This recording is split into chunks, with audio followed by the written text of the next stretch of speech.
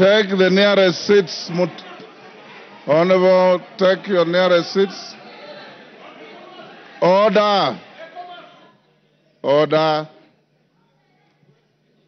Order. Wamumbi, take the nearest seat.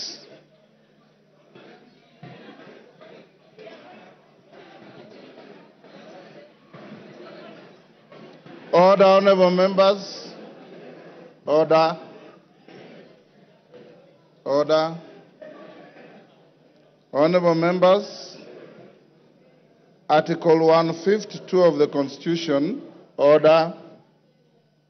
Article 152 of the Constitution provides that the provisions of Article 145 of the Constitution shall apply with the necessary modifications the removal from office by impeachment of the Deputy President. In particular, Article 145(1) of the Constitution provides that a member of the National Assembly supported by at least one-third of all the members may move a motion for impeachment of the President on the grounds of gross violation of a provision of the Constitution or any law where there are serious reasons for believing that the President has committed a crime under national or international law or for gross misconduct.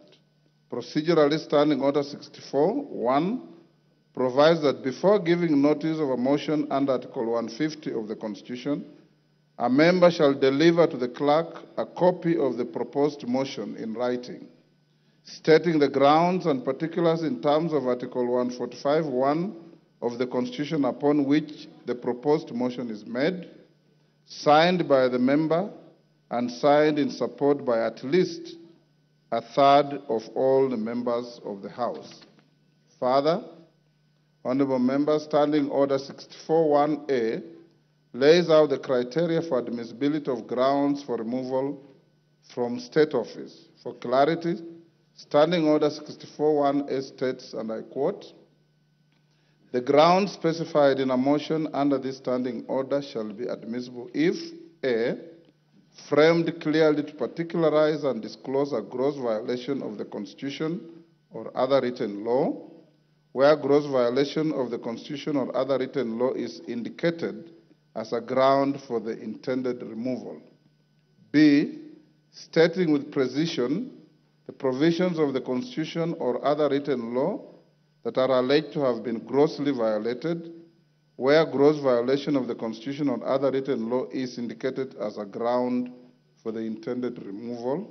And C, accompanied by necessary evidence, including annexures or sworn testimonies in respect of the allegations. The foregoing procedural and legal requirements for the processing special motions are buttressed by precedents and jurisprudence in various speakers' rulings and court decisions. Honorable members, today, I refrain from restating the jurisprudence and focus on determining the admissibility of the notice of the proposed special motion filed by the member for Kibwezi West. In determining the admissibility of the special motion, I am required to examine its form, threshold, framing of the grounds, and attachment of the necessary evidence.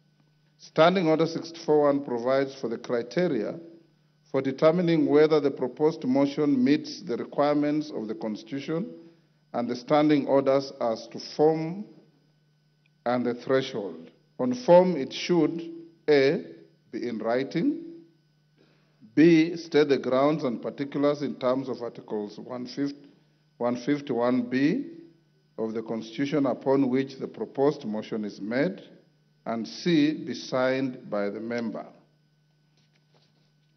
and D, be signed in support by at least one-third of all the members of the Assembly. Having examined the notice of the special motion by the member for Kibwezi West, I find that the special motion meets the requirements relating to form and threshold set out in the Articles 145(1) and 151B of the Constitution and Standing Order 64(1). I have also satisfied myself that the number of members who have appended their signatures in support of the special motion exceed the minimum threshold of 117 members in this House. Honourable members, with regard to admissibility of the grounds set out in the special motion, I am guided by Standing Order 64(1)A, which provides that the grounds specified in a special motion shall be admissible if A, framed clearly to particularize and disclose a gross violation of the Constitution or other written law, where gross violation of the Constitution or other written law is indicated as a ground for the intended removal.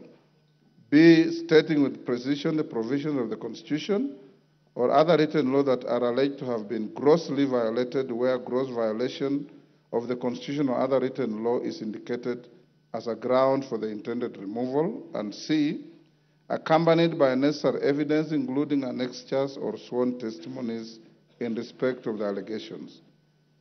Honourable members, having examined the proposed special motion, I note that in keeping with the requirements of Article 151B of the Constitution and Standing Order 64(1)A, the member has stated 11 grounds for removal from office by impeachment of His Excellency the Deputy President.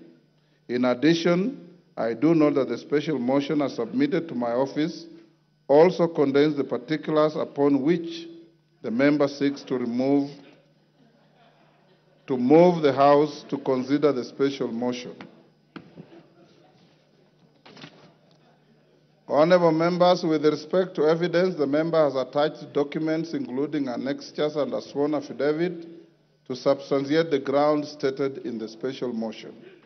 Consequently, honourable members, I find that the proposed special motion by the Honourable Ekomas Mwengi Mutuse MP meets the requirements of Articles 145(1) and 151B of the Constitution and Standing Order 64 and 65 with regard to form, threshold, and grounds necessary for a member to move a special motion for the proposed removal from office by impeachment of the Deputy President.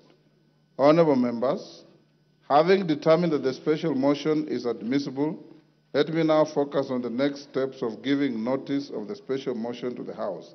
Standing Order 47(4)A provides that with respect to a motion for removal of a person from office, a member shall give notice of motion in the House within 3 sitting days following approval by the Speaker.